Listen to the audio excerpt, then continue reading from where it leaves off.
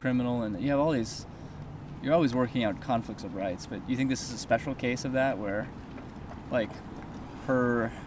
Well, it is special in the sense that the one is existing inside the other. That is quite unique, I think. Mm. Yeah, it's unprecedented. Yeah.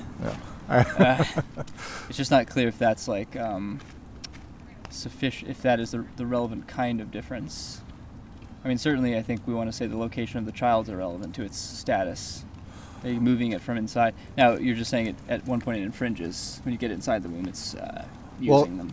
And also, it's sort of like is a woman who's, say in a world where abortion's illegal, a woman conceives, doesn't want to have the baby, wants to get an abortion. Is she then able to like smoke and drink and do tons of drugs and whatnot, during that period, or would she be prevented from doing those things that are injurious to the child? Are you saying if we grant that the child has human rights? Well, that's the presumption. That's presumably that would be the basis for the law against abortion. Yeah, I want to kind of take it in that order because that, to me, that's the question upon which this stands or falls.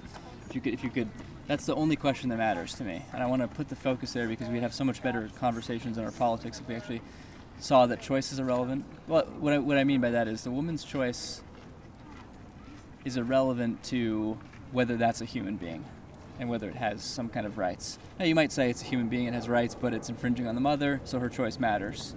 But you still have to establish, like, what is the relevance of the status of that thing in the womb? That's really important. No, I get that. And if it's just a clump of cells, then it's no different than, like, me removing a zit or a wart. But right.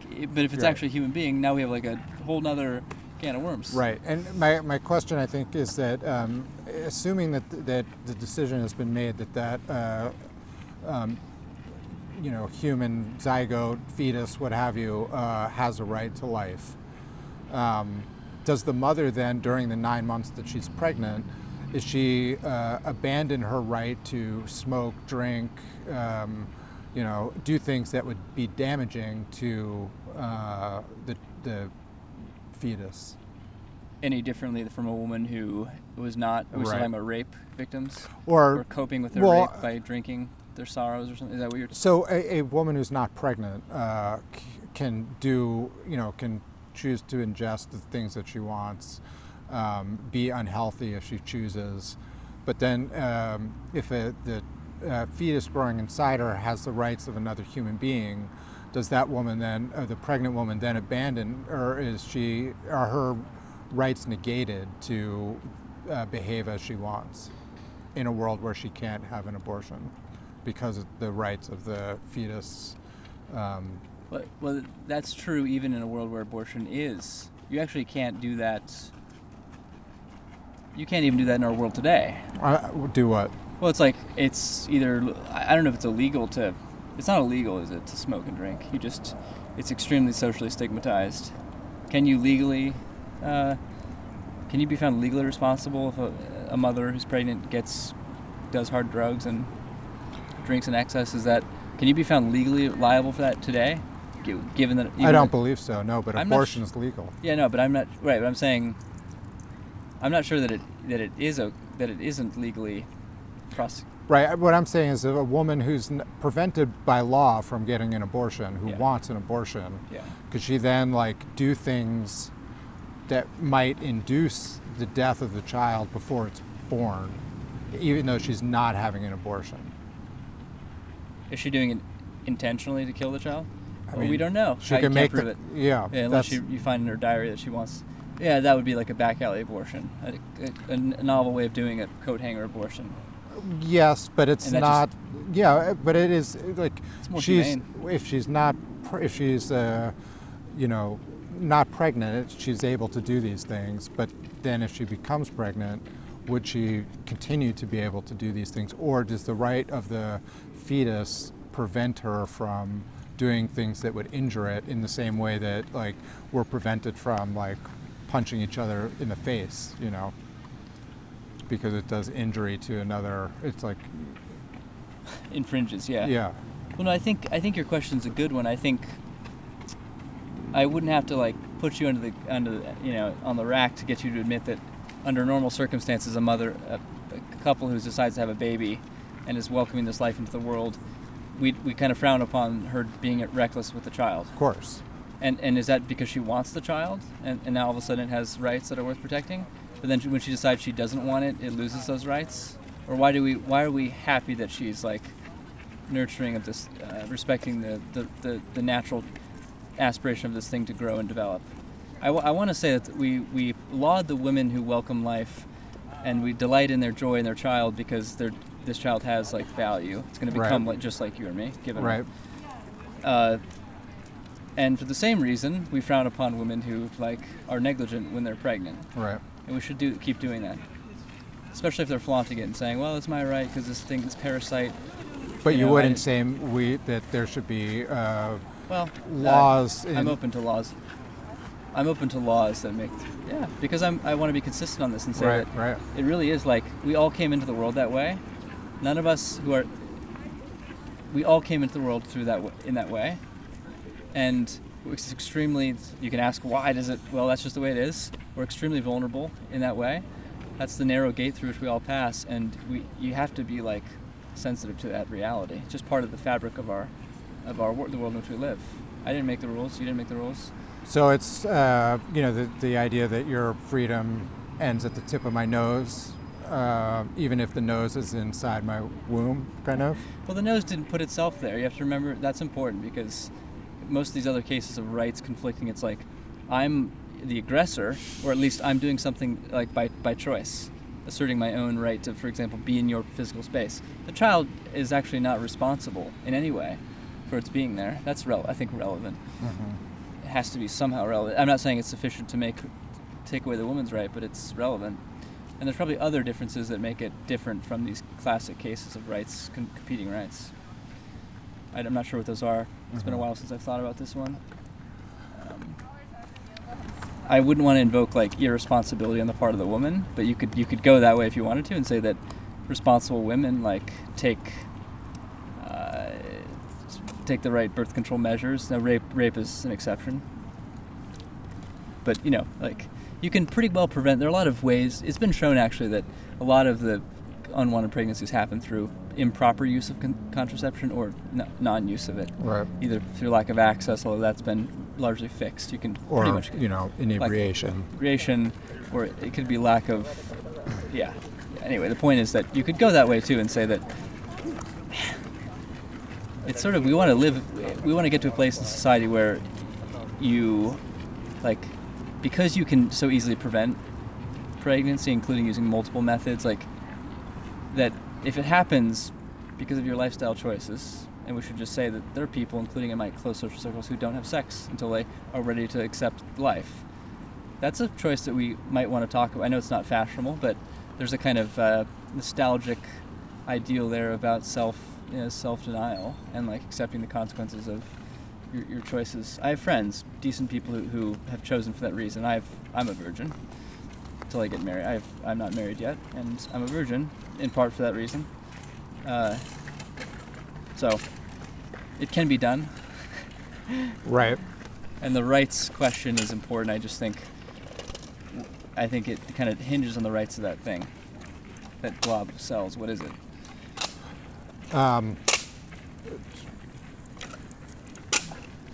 So the question of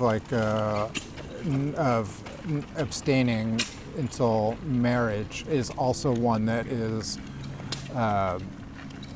almost exclusively advocated out of religious belief. I mean, I'm sure there are exceptions, but that is one that has, I think, diminished in popularity as people have become less religious.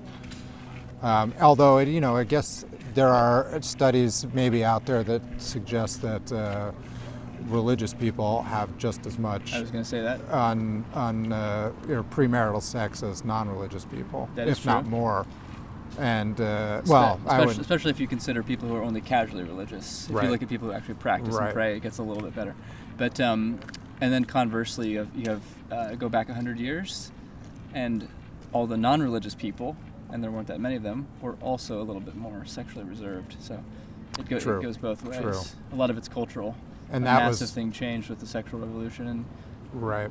I think digital media and pornography. There's a lot of changes that just opened up the sexual front.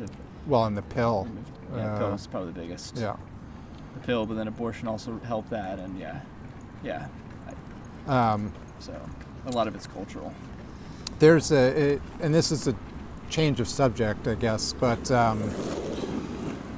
the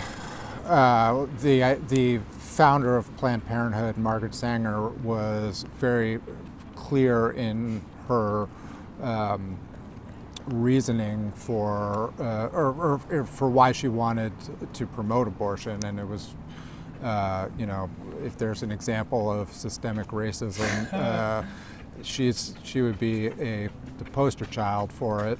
It wasn't racist, though. It was like she didn't want all these poor people who are going to burden society, and those people happen to be black. Right. I'm just being a little bit facetious, but you could argue it was like classism or something. Yeah. It If they was. would have been white, the poor people, she would have been against. Yeah. Just racist in its effect. Intention was just about burdening society, I think. I don't know. I haven't looked into her. I've heard these stories. Yeah. She probably was a racist. What do you think the strongest argument? I'm going to not go down that road. What do you think the strongest argument is from the pro-choice? Yeah, it's something like the parasitic competing rights thing.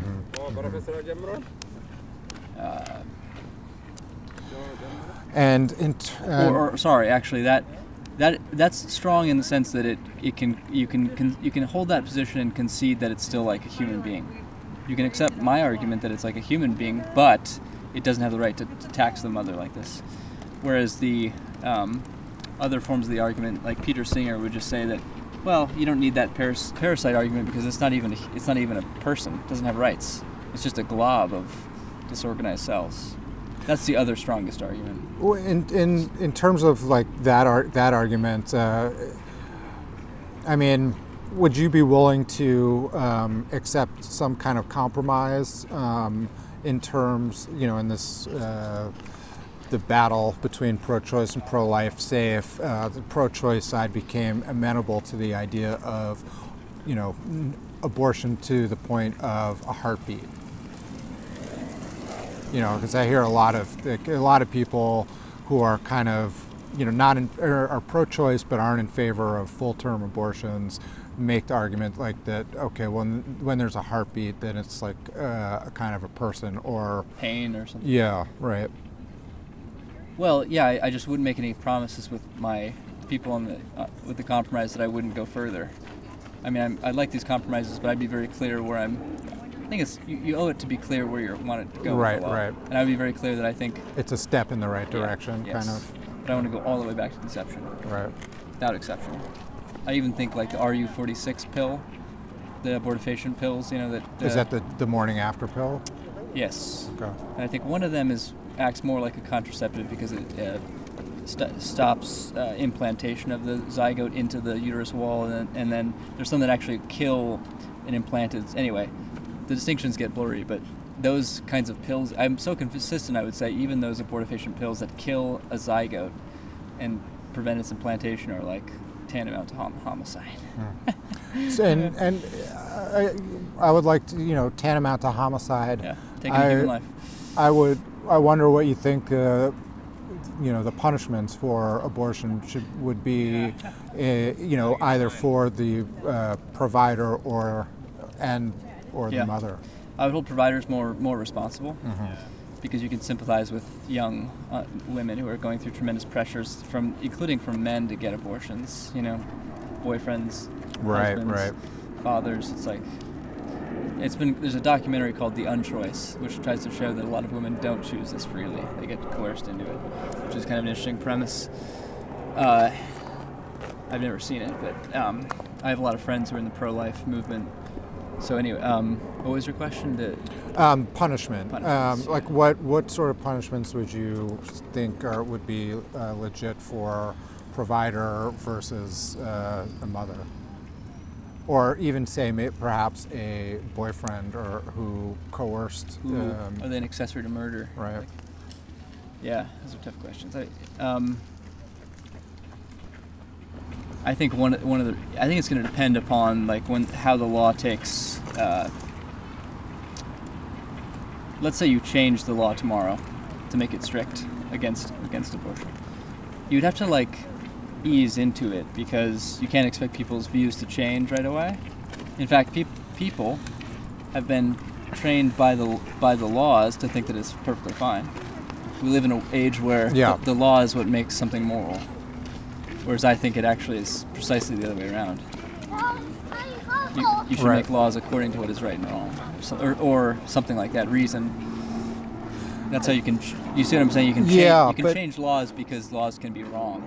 Right, sure, but in a culture like ours, where we have people from different religious and national backgrounds, it's very difficult to Yeah. come to an agreement on what's moral. It is. Yeah, it is. So then, what do you like? What do? Do you just take a kind of lowest common denominator approach? You know, Or take a maximal. yeah. Well, probably you need maximal dialogue, right? Well, and then we have the the concept of separation of church and state, and that's where you kind of get the removal of sort of religious morality from the process of lawmaking. That's why you get religious people like me. There's a whole industry of people like me who find all the supposedly philosophical reasons for our religious beliefs.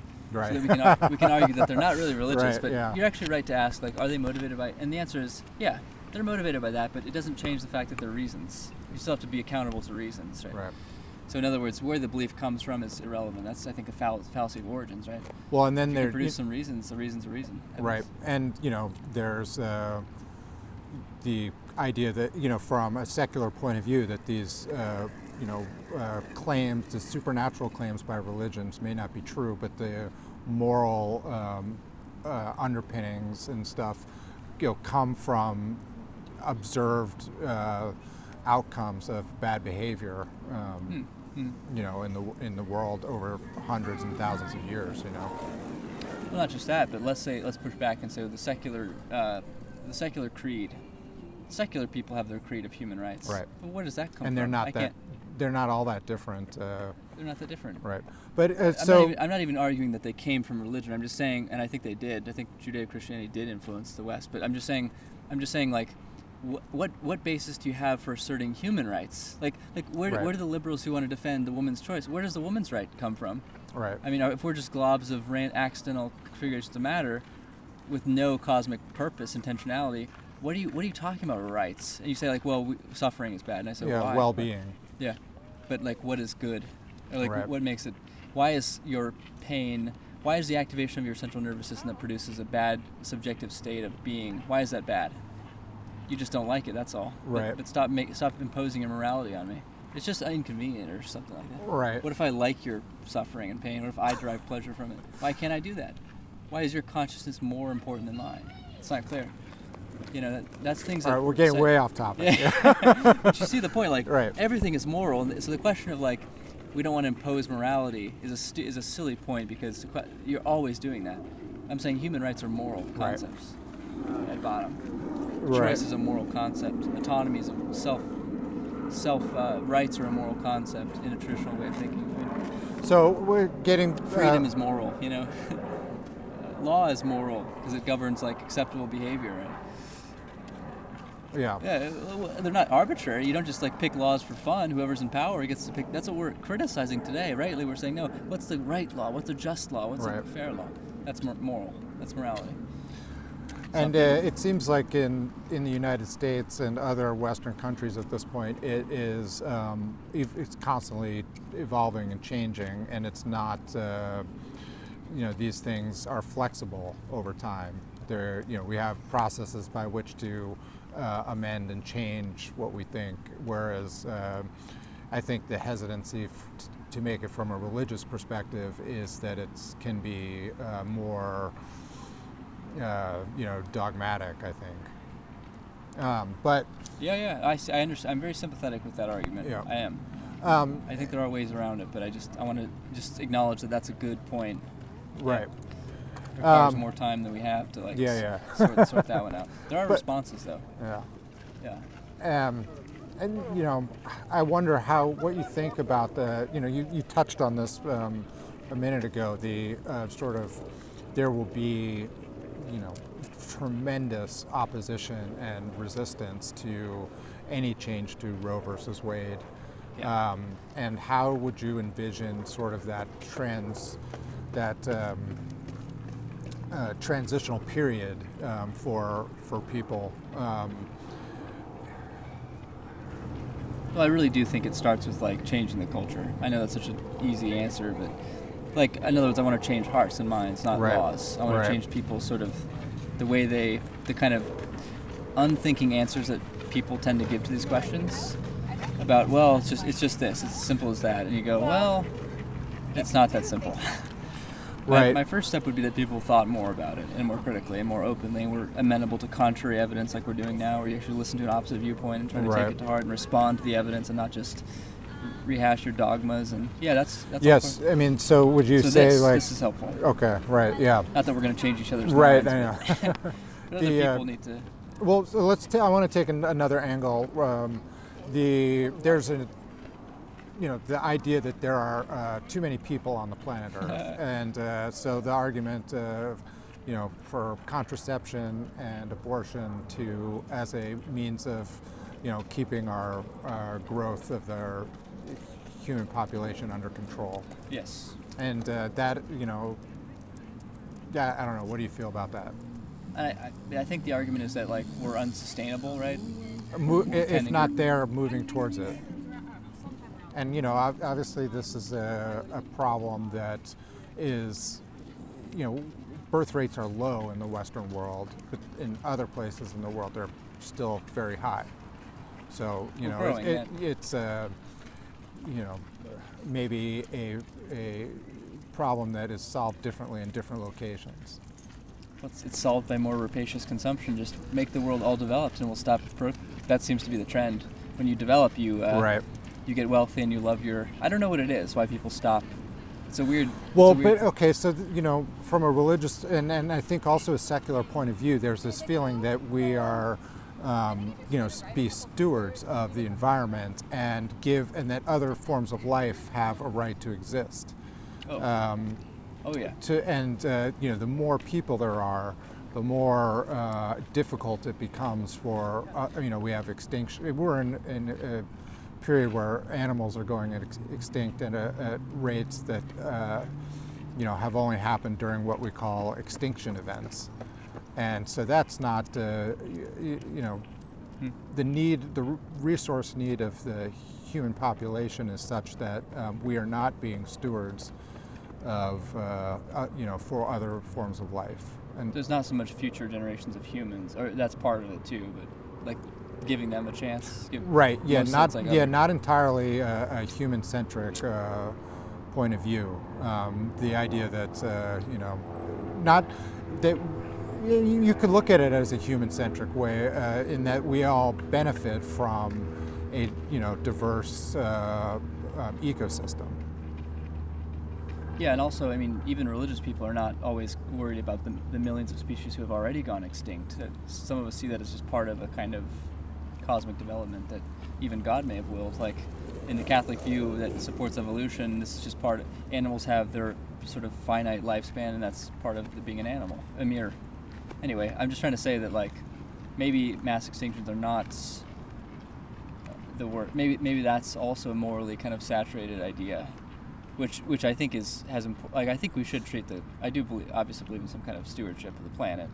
This morning I took a shorter shower. I turned off the water during soaping up because I really try to I don't need to I don't need this hot shower. It feels worse, actually dries out my skin, and I try to be ecologically conscious. I really do. I'm eating less meat and certain kinds of meat, and so I take this to heart. Okay, I just want you to know that. I'm just saying that I do. there's so many assumptions there that I would want to tease out because Yeah, it's a complicated issue for sure. like are we vegetarian? Are we assuming that animal suffering is the same kind of problem as human suffering? And that's a hard one, you know. Yeah. That's a hard one to. Intuitions diverge massively on that. Right.